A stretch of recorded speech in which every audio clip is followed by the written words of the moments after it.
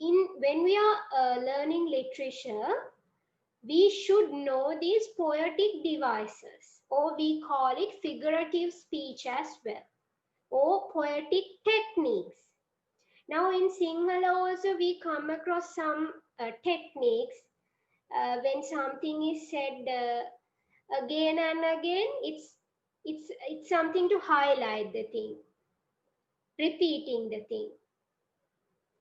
So in Sinhala also we learn set of poetic devices. So in English, to learn literature, this is essential, very important.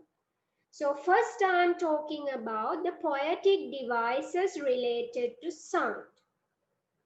First one is rhyme. Now, from your childhood, you are learning rhyming words. Now, in English also, in some poetry, in some poems, there's a question, write several rhyming words. So, you know what rhyming words are. Rhyming words are the words with similar sounds. But in literature, we learn something deeper.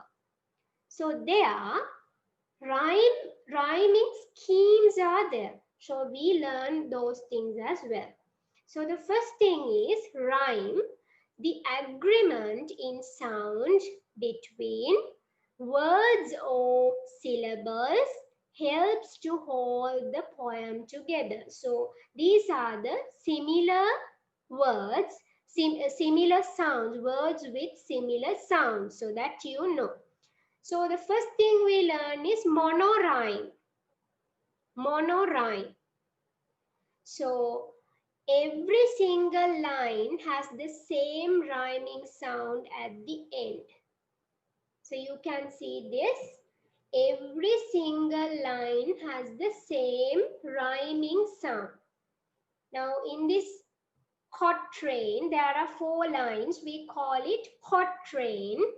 So absent is the sound of children's laughter, while dust spider webs hang off the rafter. Time nobly walked, slowly wouldn't chase after the hag of bearer and august master. Laughter, rafter, after master.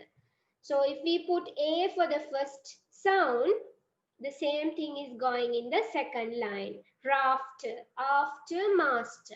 So you can analyze that. This is, this is the same sounds are going throughout the 4 lines. So it's monorhyme. And this gives you some kind of rhythm as well to the poem. Laughter, rafter, after, master.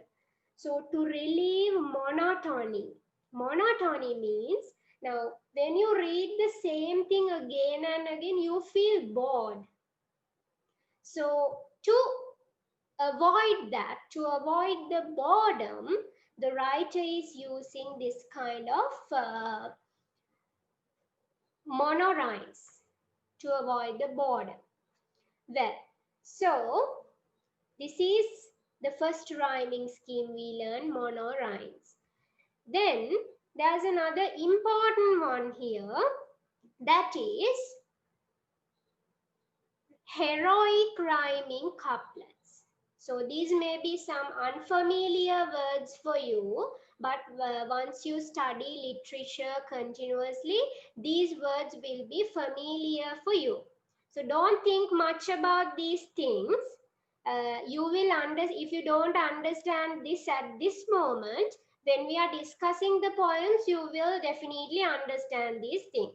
But I am telling these things because you should know these things before learning the poems. Right. So, heroic rhyming couplets is like this. A, B, B. See, moon, shone, seas, trees. We also call this as iambic pentameter. No need to worry about these words, as I've told you. So just to know, and once we are learning the poems, we can analyze that. So moon, shone, what you have to understand here is the last word. Last word Rhymes, moon, shoon rhymes together, seas, trees rhymes together. So that is what you have to understand. Well, so then, so this is heroic rhyming couplets. Well, so then we'll move on to the other rhyming scheme, that is alternative rhyme scheme. We call it rhyming scheme, also rhyme scheme, both correct. So alternative rhyming scheme is A, B, A, B. So heroic rhyming couplet is A, B, B. This is A, B, A, B. Right. So here, this is interlocking rhymes. We also call it interlocking rhymes. Alternative rhyming scheme or interlocking rhymes. A, B in locks and again A, B locks. Okay, so there's a verse from a poem, The Brook. So can anybody tell me the meaning of brook? What is brook? Yes, you're free to talk. Tell me what is brook.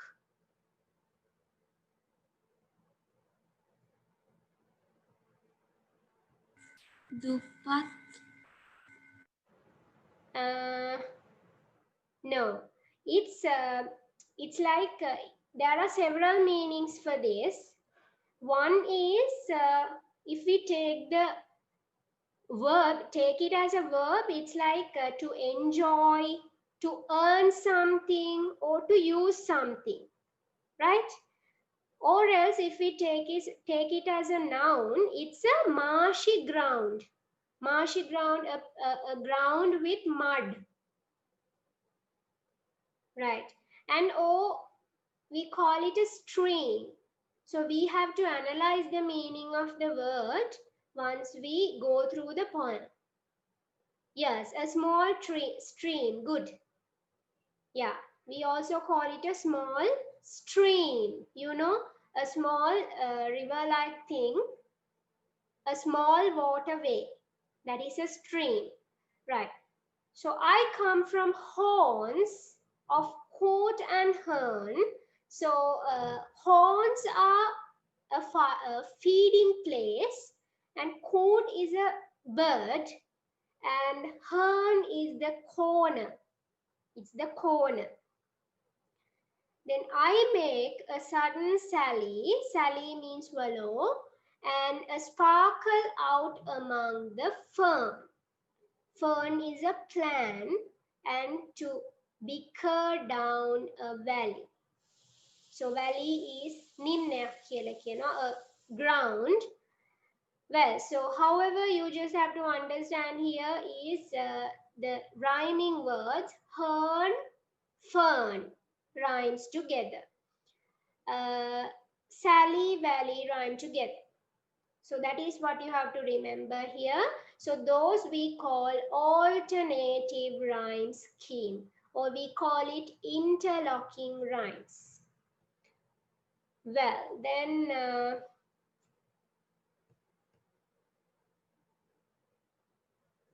yeah. These are actually not, these three are not used very much.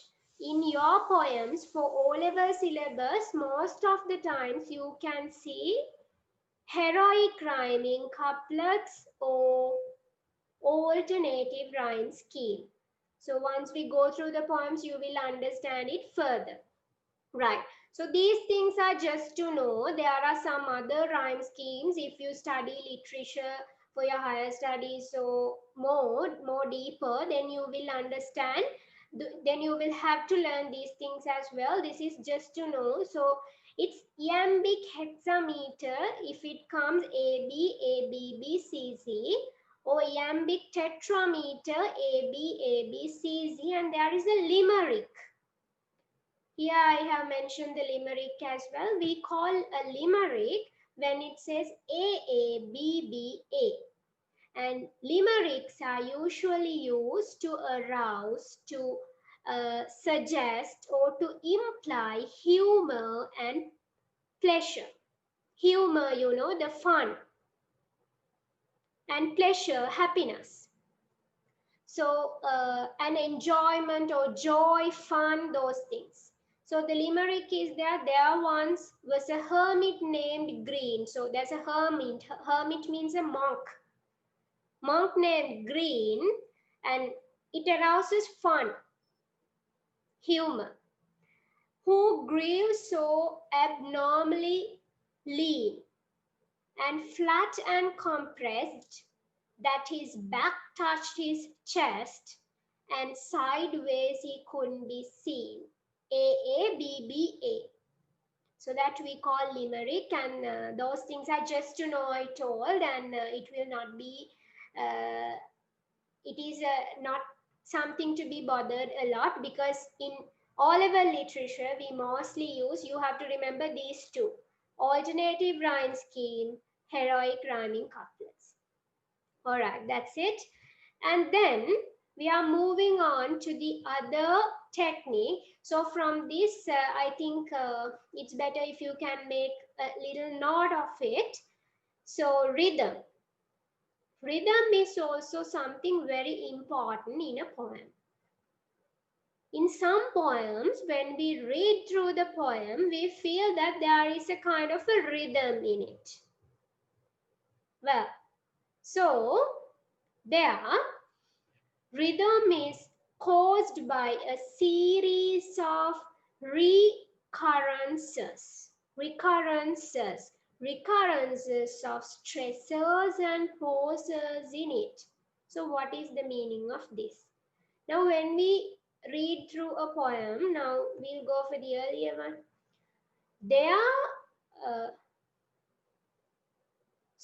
This should be once there was. So we call it once there was a hermit named Green.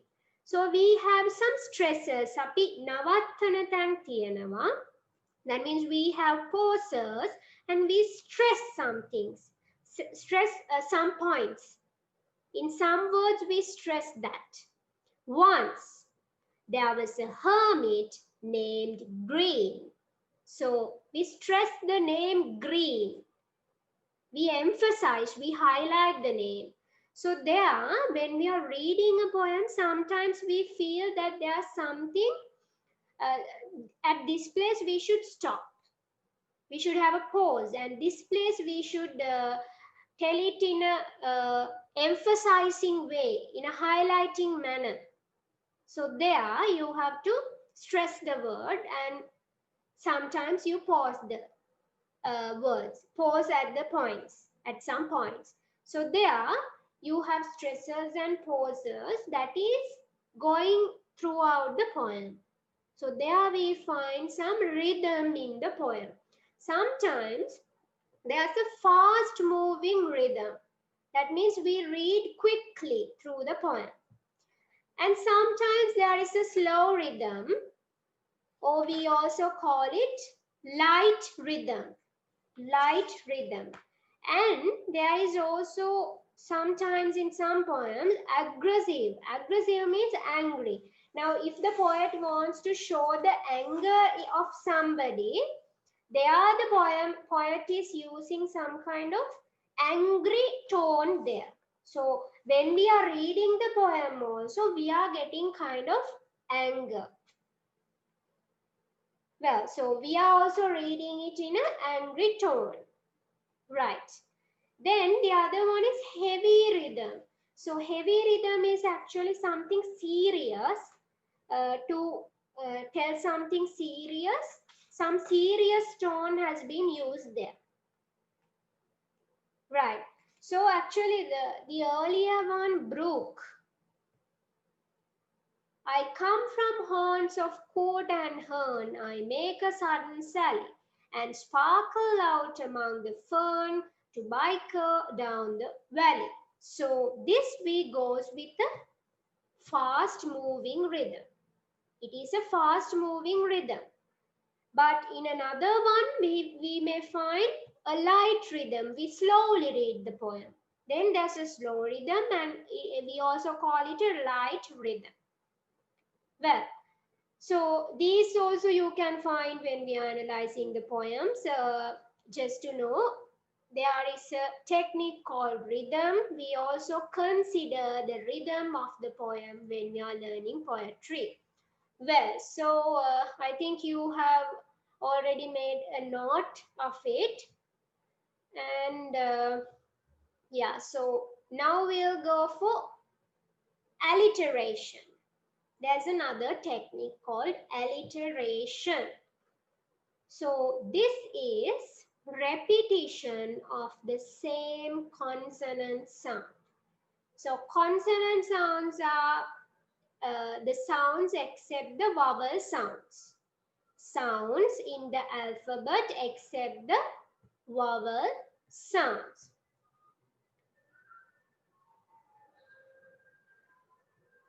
Okay, so repetition of the same consonant sound. Then it says, the three grey geese in a field grazing, all the blue bonnets are bound for the border. So in the first line, you can see g sound. G sound has been, okay, right.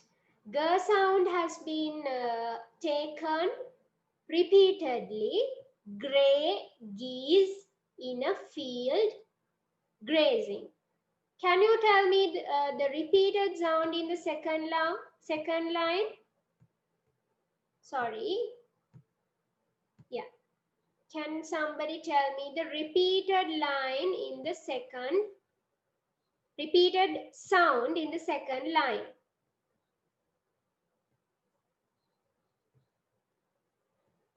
The sound. Yes, it's B sound. Blue bonnets, bound, border. B sound. So when the consonant sound, we can hear the consonant sound repeatedly. So I told you consonant sounds are the sounds except the vowel sounds. Not the vowel sounds. All the other sounds are consonant sounds. Well, so we also, now you can see this alliteration can be found in the first letter of every word. First letter or the first sound of some words. So it is repeated and we find alliteration. Then also sometimes we find this kind of alliteration. That is we called internal alliteration. That means within the word you find the same sound repeated. Grasses. Sir sound is repeated twice. So the thing is, now when you analyze these techniques or poetic devices, you should know what effect does this technique create. That is the most important thing. So when you are writing answers, it's not only to write this is alliteration, but you have to tell what does the effect of alliteration. What effect is created to the poem by this technique. So that is, now I have written it, mostly alliteration has been used to reinforce the meaning and create effect. That means to enhance the meaning, to increase the meaning, to develop the meaning, the poet is using alliteration. And to highlight certain words also which sounds together, you are using alliteration. Right? So it's all right. So the internal alliteration also, it tells you the alliteration reinforce the meaning and create effect. It create effect. The same sound is repeated within the word. So normally, generally we call alliteration like this. The first sound of some words repeated, then that is alliteration, and the other one is internal alliteration. Mostly we find this type of the first type of alliteration in poems, and this also you can analyze. However, mostly the alliteration has been used to reinforce, to increase the meaning or to state the meaning of the poem and to create some kind of effect to the poem. So it may vary. There may be different effects or different intentions of using alliteration. So with the poem, we can analyze it. Well, so then we'll move on to the next one, that is assonance. Now, alliteration is repeating the same consonant sound. Assonance is repetition, repeating, telling again and again the vowel sound. Repetition of the vowel sound. So it adds some kind of musicality to the poem. So we can see the example. With the smoking blueness of Pluto's gloom. Smoking, O sound has been repeated in the next line also. All day the wind breathes, low with me, lower tone. So, blueness, Pluto, U sound. O sound has been repeated. And tone, O sound has been repeated. Lower, tone, O sound. So repetition of the same vowel sound creates a musical effect to the poem, and also it we call assonance. Assonance, right? Then another device, that is we call it onomatopoeia. Onomatopoeia, but you have to it's differ from the pronunciation. So onomatopoeia. So that is a poetic device which relates to sound more closely to meaning. It's very effective in poetry. Relates to sound more closely to meaning. We'll go through the examples and analyze this. I heard a fly buzz when I died. Buzz. So buzzing sound is the sound of the fly. Buzzing sound is the sound of the fly. So this creates a meaning. It is effective because it tells you that this is the exact buzz, exact fly is there. That's why you heard the buzzing sound. Fly. Sometimes bees may give you buzzing sound. So close meaning. So buzzing sound reflects that there is a fly or other creature like fly, bee, or something. Right. Then the other one is I have highlighted the word chatter. Chatting, chatting. Telling something endlessly. Chatting. Then bubble, babble. Those are sounding in a strange way. Babbling, bubbling, chatter, buzz. So these also we can analyze when we are going through the poems. So you just have to remember this poetic device is related to sound. It creates some strange sound effects. Maybe to a person, maybe to someone who, maybe to someone's behavior, maybe to the sound of someone or something. So That is onomatopoeia, creating a sound effect. And this gives you some kind of effect to the poem as well. Because once these type of words are pronounced, there's with some strange sound effects, it gives you some kind of quality to the poem. Well, so that is onomatopoeia. Then repetition. This is, repetition is repetition of a word, phrase, line, or a whole stanza. Repetition shows the essence of habit, something that happened daily over a period of time.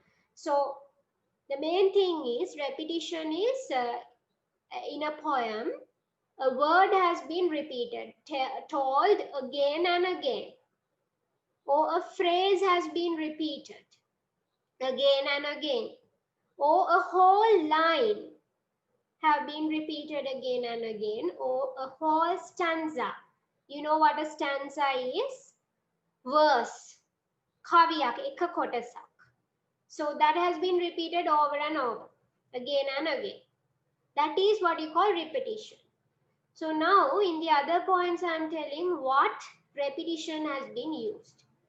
Repetition shows the essence of habit.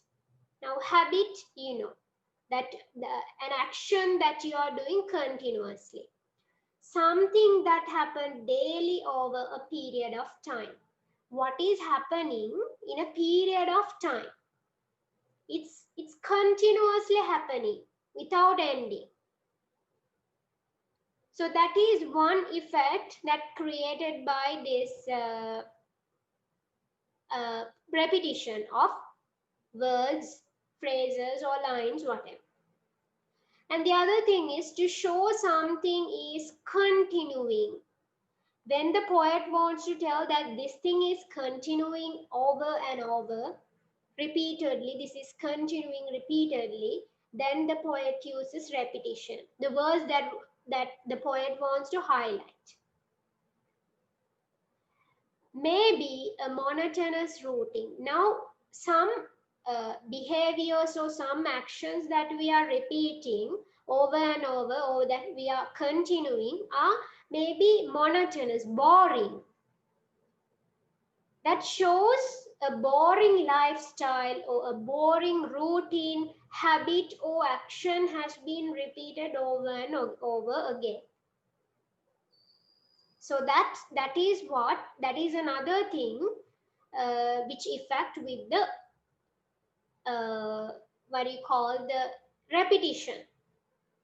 And to emphasize something, if the poet wants to emphasize or highlight something, then also the poet repeats the same word. So there is an example: while I slept and the night grew colder.